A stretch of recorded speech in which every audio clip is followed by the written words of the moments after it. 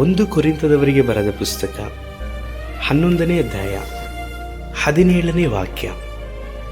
ನಾನು ಹೀಗೆ ಅಪ್ಪಣೆ ಕೊಡುವಲ್ಲಿ ನಿಮ್ಮನ್ನು ಹೊಗಳುವುದಿಲ್ಲ, ಯಾಕಂದರೆ ನೀವು ಕೂಡಿ ಬರುವುದರಿಂದ ಕೇಡಾಗುತ್ತದೆಯೇ ಹೊರತು ಮೇಲಾಗುವುದಿಲ್ಲ. ಕರ್ತನಲ್ಲಿ ಪ್ರೀತಿಯ ದೇವಿ ಜನರೇ, ಅನುದಿನವೂ ಸಹ ದೇವರು ನಮ್ಮ ಜೊತೆಯಲ್ಲಿ ಪ್ರೀತಿಯಿಂದಲೂ ಮಾತನಾಡ್ತಾರೆ, ಖಂಡಿಸುತ್ತಲೂ ಸಹ ಮಾತನಾಡ್ತಾರೆ.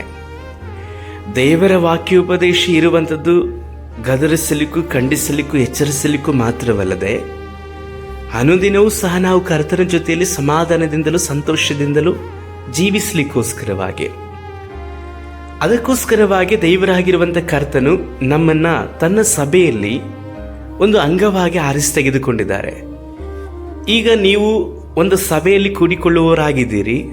ಆ ಸಭೆಯಲ್ಲಿ ಒಂದು ಬೆರಳಾಗಿರ್ಬೋದು, ಅಥವಾ ಒಂದು ಕಾಲಾಗಿರ್ಬೋದು, ಒಂದು ಕಿವಿ ಆಗಿರ್ಬೋದು, ಯಾವುದೋ ಒಂದು ಅಂಗವಾಗಿ ಇದ್ದೀರಿ. ಆದರೆ ನನಗಾಗಲಿ ನಿಮಗಾಗಲಿ ಶಿರಸ್ಸು ಕರ್ತನೇ ಆಗಿದ್ದಾರೆ.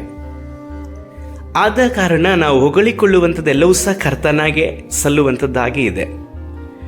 ದೇವರ ವಾಕ್ಯದಲ್ಲಿ ಹೇಳಲ್ಪಡುವ ಪ್ರಕಾರವಾಗಿ ನಮ್ಮ ಮನಸ್ಸಿನಲ್ಲಿ ಭೇದ ಭಾವಗಳು, ಹೊಟ್ಟೆ ಕಿಚ್ಚು, ಸಹೋದರರ ವಿಷಯದಲ್ಲಿ ಕ್ಷಮಿಸದೇ ಇರುವಂಥ ಕಾರ್ಯಗಳು, ದೇವರ ಸಭೆಗೆ ಕೂಡಿಕೊಳ್ಳುವಂಥ ನಾವು ಲೋಕದ ಕಾರ್ಯಗಳನ್ನು ನಮ್ಮಲ್ಲಿ ಇಟ್ಟುಕೊಂಡು ದೇವರ ಸಮ್ಮುಖದಲ್ಲಿ ಸಭೆಯಾಗಿ ಕೂಡಿ ಬರುವಂಥದ್ದು, ಅದು ನಮಗೆ ಒಳ್ಳೆಯದಲ್ಲ, ಅದು ಕೇಡಾಗುವಂಥದ್ದೇ ಆಗಿದೆ.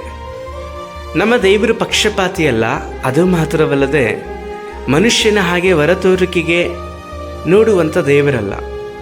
ಇಂದು ಸಭೆಗಳು ತುಂಬಲ್ಪಡುವಂಥದ್ದನ್ನು ಹೇರಾಳವಾದಂಥ ಸೇವಕರು ಬಯಸ್ತಾರೆ. ಆದರೆ ದೇವರು ಬಯಸುವಂಥದ್ದು ತನ್ನ ಆತ್ಮನ ಫಲಗಳಿಂದ ತುಂಬುವಂಥವರನ್ನು ಬಯಸುವವರಾಗಿ ಇದ್ದಾರೆ.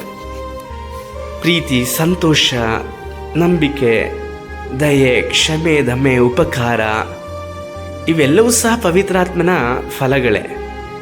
ಈ ಫಲಗಳು ನಮ್ಮಲ್ಲಿ ಇಲ್ಲದೆ ಸಭೆಯಾಗಿ ಕೂಡಿ ಬರುವಾಗ ದ್ವೇಷ, ಹಾಗೆ ತನ್ನ ಹೊಟ್ಟೆ ಕಿಚ್ಚು, ಬೇಡವಾದಂಥ ಸಂಬಂಧವಾದಂಥ ಕಾರ್ಯಗಳೇ ನಮ್ಮ ಮನದಲ್ಲಿ ಇಟ್ಟುಕೊಂಡು ನಾವು ದೇವರನ್ನು ಆಶೀರ್ವದಿಸಿ ಎಂಬುದಾಗಿ ಕೇಳಿಕೊಳ್ಳುವುದಾದರೆ ಅವರು ಹೇಗೆ ಆಶೀರ್ವಾದ ಮಾಡಲಿಕ್ಕೆ ಸಾಧ್ಯ? ಈ ದಿನ ಸಭೆಯಾಗಿ ನಾವು ಯಾವ ರೀತಿಯಲ್ಲಿ ಕೂಡಿ ಬರ್ತಾ ಇದ್ದೇವೆ? ಒಂದು ವೇಳೆ ದೇವರಿಗೆ ಮೆಚ್ಚುಗೆ ಆದಂಥ ರೀತಿಯಲ್ಲಿ ನಾವು ಕೂಡಿ ಬರ್ತಾ ಇಲ್ಲ ಅಂದರೆ ಇಂದಾದರೂ ನಾವು ಪವಿತ್ರಾತ್ಮನ ಫಲಗಳಿಗಾಗಿ ಒಪ್ಪಿಸಿಕೊಟ್ಟು ಪ್ರಾರ್ಥಿಸುವ. ಸರ್ವಶಕ್ತನಾದ ದೇವರೇ, ನಾವು ಸಭೆಯಾಗಿ ಐಕ್ಯತೆಯಲ್ಲಿ ಪವಿತ್ರಾತ್ಮನ ಫಲಗಳಿಂದ ಕೂಡಿ ಬರುವ ಹಾಗೆ ಸಹಾಯಿಸಿರಿ. ಇನ್ನು ಮೇಲಾದರೂ ನಾವು ಕೇಡೆಗಾಗಿ ಅಲ್ಲಪ್ಪ, ಮೇಲೆಗಾಗಿ ಸಭೆಯಾಗಿ ಕೂಡಿಕೊಳ್ಳಲಿಕ್ಕೆ ಸಹಾಯ ಮಾಡ್ರಿ. ನಮ್ಮ ರಕ್ಷಕನಾದ ಯೇಸು ಕರ್ತನ ನಾಮದಲ್ಲಿ ತಂದೆಯೇ, ಆಮೇನ್.